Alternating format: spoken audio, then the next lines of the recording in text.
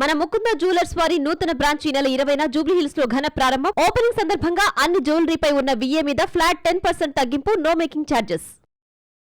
తెలుగు సినీ చరిత్రలో ఇంత సుదీర్ఘంగా ఎదురు చూసినా డెబ్యూ మరొకటి ఉండదేమో. నందమూరి వారసుడు మోక్షజ్ఞ ఎంట్రీ ఇప్పుడు ఒక మిస్టరీగా మారిపోయింది. సింహా అన్నారు, ప్రశాంత్ వర్మ అన్నారు. తీరా సీన్ కట్ చేస్తే ముహూర్తం సమయానికి అంతా గప్చు. ఇప్పుడు మళ్ళీ క్రిష్ పేరు ఆదిత్య 999 మ్యాక్స్ అంటూ కొత్త రాగం అందుకున్నారు. అసలు 31 ఏళ్లు దాటిపోతున్నా ఇంకా ముహూర్తాలు మార్చడం వెనుక అసలు కదేంటి? బాలయ్య బాబు అతి జాగ్రత్త మోక్షజ్ఞ కెరీర్ కు శాపంగా మారుతోందా?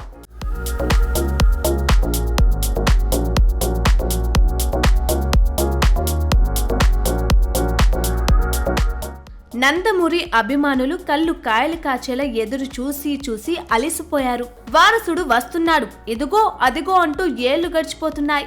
ఇప్పుడు వినిపిస్తున్న టాక్ ఏంటంటే ఉగాది నాడు అంటే మార్చి 19న సినిమా మొదలవుతుందంట. కానీ ఇక్కడ అసలు పాయింట్ ఏంటంటే మోక్షజ్ఞ వయసు ఇప్పటికే 31 ఏళ్లు దాటిపోయింది.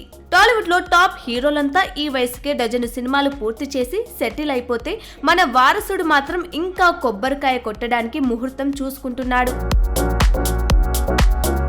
మొదట హనుమాన్ ఫేమ్ ప్రశాంత్ వర్మతో సినిమా అన్నారు.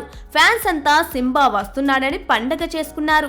తీరా చూస్తే ఆ ప్రాజెక్ట్ అటకెక్కింది. ఇప్పుడు మళ్ళీ క్రిష్ సీన్ లోకి వచ్చాడు. అసలు డైరెక్టర్లను మార్చడంలో ఉన్న శ్రద్ధ సినిమా పట్టాలెక్కించడంలో ఎందుకు లేదన్నది $1 మిలియన్ ప్రశ్న.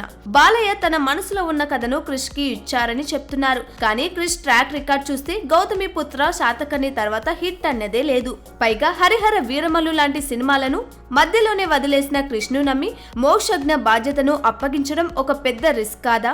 ఆదిత్య 369 లాంటి క్లాసిక్ సినిమాకు సీక్వెల్ అంటే అంచనాలు ఆకాశంలో ఉంటాయి. ఆ భారాన్ని మోక్షజ్ఞ మోయగలడా? నటనలో అనుభవం లేని డెబ్యూ హీరోకి అంతటి సీక్వెల్ ఇవ్వడం అంటే అది సాహసం కాదు, అంతకు మించని ట్రేడ్ వర్గాల talk.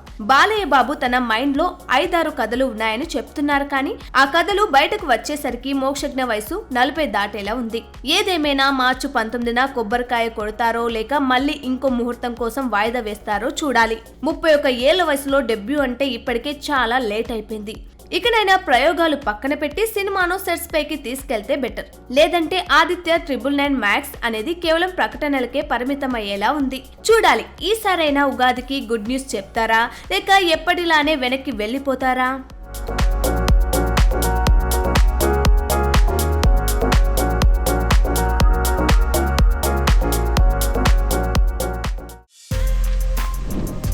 For more videos like this, subscribe Big TV channel.